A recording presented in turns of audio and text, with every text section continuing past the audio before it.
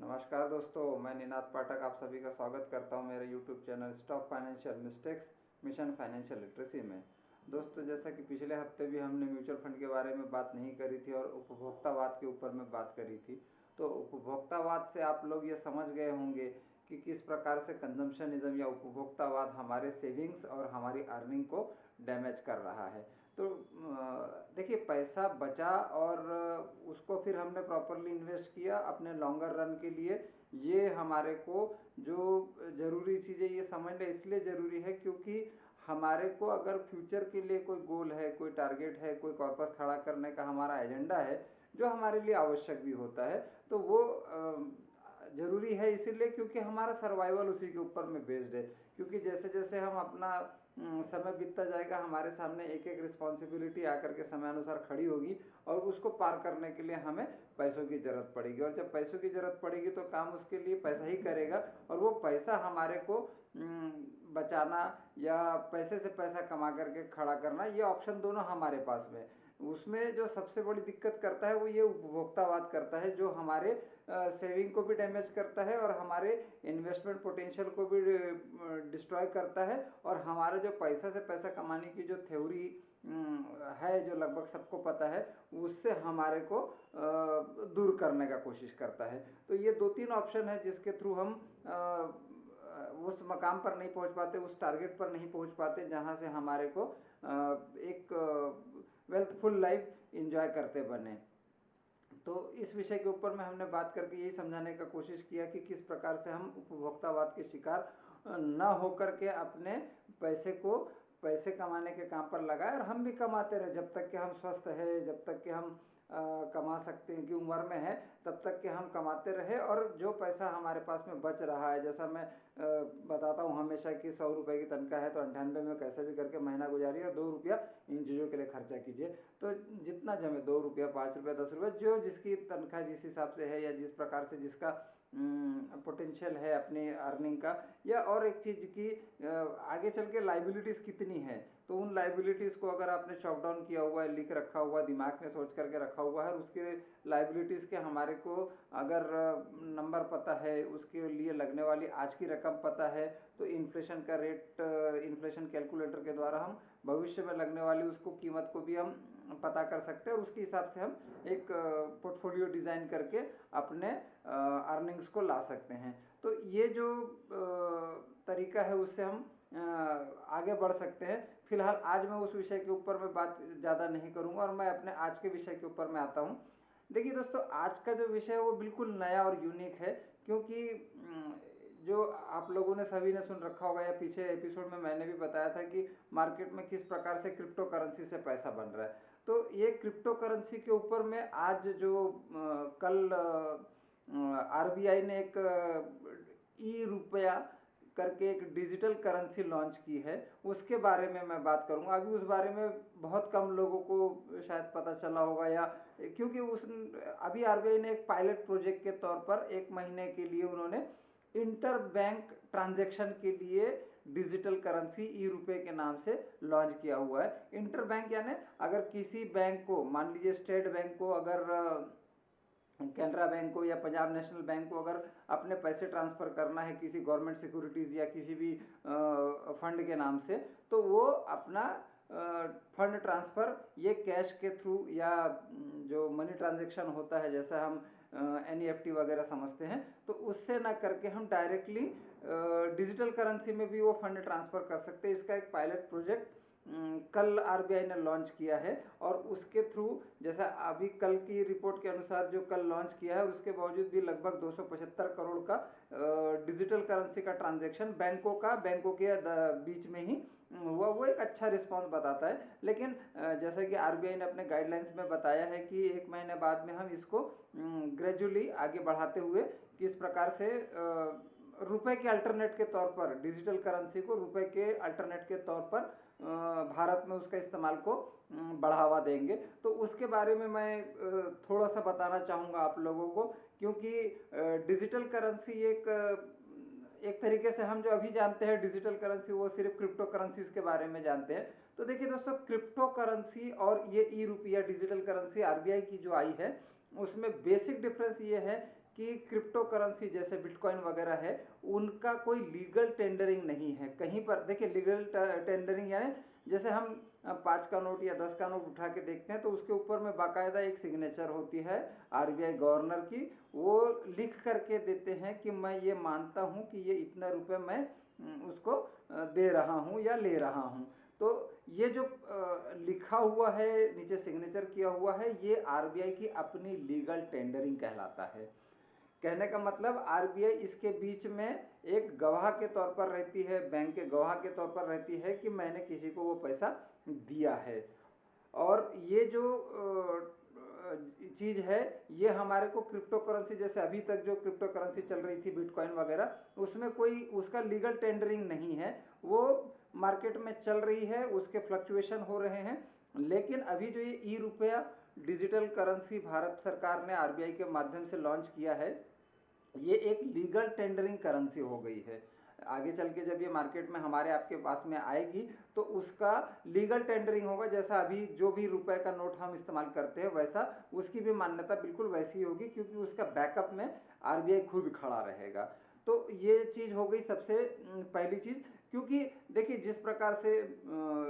इस साल जो वित्त बजट आया था उसमें भी जो फाइनेंस मिनिस्टर है निर्मला सीतारामन जी, उन्होंने भी बताया हुआ था कि आरबीआई के माध्यम से हम लोग एक डिजिटल करेंसी लॉन्च करेंगे। और वो जो कल जो एक डिजिटल करेंसी लॉन्च हुई है वो उसी एपिसोड के तहत आरबीआई का एक स्टेप है। बेसिकली इसके थ्रू जो आरबीआई करना चाह रही है वो यही कि डिजिटल करेंसी का इंडियन मार्केट में बढ़ावा देना चाह रही है। डिजिटल करेंसी कैसी होती है, देखिए अगर आज करेंसी की मैं बात करूं तो आंखों के सामने में एक इमेज आती है 5 रुपए की, 10 रुपए की, 100 रुपए की, 1000 रुपए की, 2000 रुपए की, जो भी नोटें आज चल रही है, 1000 की तो बंद हो गई है, लेकिन जितने भी नोटें चल रही है उनकी आंखों के सामने एक इमेज आती है। लेकिन इसमें जो सबसे बड़ी दिक्कत है आरबीआई के साथ में, वो दिक्कत है कि इसका मेंटेनेंस। क्योंकि किसी ने कट गया, जल गया, फट गया, तो ये पैसे का ट्रैकिंग नहीं हो पाता है, और वो पैसा कहाँ गया उसको खोज पाना बड़ा मुश्किल होता है। तो और उसका मेंटेनेंस मेंटेनेंस से पहले आरबीआई को मार्केट में उतना लिक्विड यानी उतना करेंसी रखने के लिए पहले तो उन नोटों को छपवाना पड़ता है। पिछले साल का अगर मैं हिसाब बताऊं आपको तो लगभग 5,000 करोड़ रुपया आरबीआई को सिर्फ वो पैसा छापने में लग गया, जो पैसा हम और आप अपनी जेब में लेकर के घूम रहे हैं। तो ये जो 5,000 करोड़ रुपया खर्चा हुआ है, सबसे पहले तो वो बचा लेगी आरबीआई। दूसरा, ये जो रोजमर्रा का एक काउंटर रख करके हर शहर के जहां जहां आरबीआई की ब्रांचेस है वहां पर जिस प्रकार से एक कटे फटे नोटों का व्यवहार होता है और ट्रांजैक्शन होता है, उससे वो लोग मोकड़े हो जाएंगे या फ्री हो जाएंगे। तो ये जो चीजें हैं आरबीआई अपने एंड के ऊपर में कर रही है। लेकिन इससे हम आपको क्या बेनिफिट होगा, तो दोस्तों ये जो डिजिटल करेंसी आ रही है ये क्रिप्टो करेंसी की तरह नहीं है, इसकी वैल्यू इंटैक्ट रहेगी। अगर आपको अगर 100 रुपए का किसी ने अगर ट्रांजेक्शन किया है तो उसकी वैल्यू 100 ही रुपए रहेगी। बिटकॉइन की तरह आज 100 रुपया है कल 200 रुपया हो जाएगा, ऐसा नहीं होगा। तो ये एक क्लियरली क्रिप्टो करेंसी है, बिल्कुल रिटर्न डॉक्यूमेंट ऑफ आरबीआई जैसा रहेगा कि उसके ऊपर में एक सिग्नेचर रहेगी और इस प्रकार की उसकी मान्यता रहेगी कि वो लीगल टेंडर रहेगा। तो वो एक चीज हो गई। दूसरी चीज समझने वाली बात ये है, जो सबसे इंपॉर्टेंट जो मैंने बताया कि वो डिजिटल करेंसी है लेकिन बिटकॉइन नहीं है, पहली चीज। दूसरी बात, इसको हम जेब में रख करके घूमने की जरूरत नहीं है, तो जिस प्रकार से भी पॉकेटमारी या चोरी की वगैरह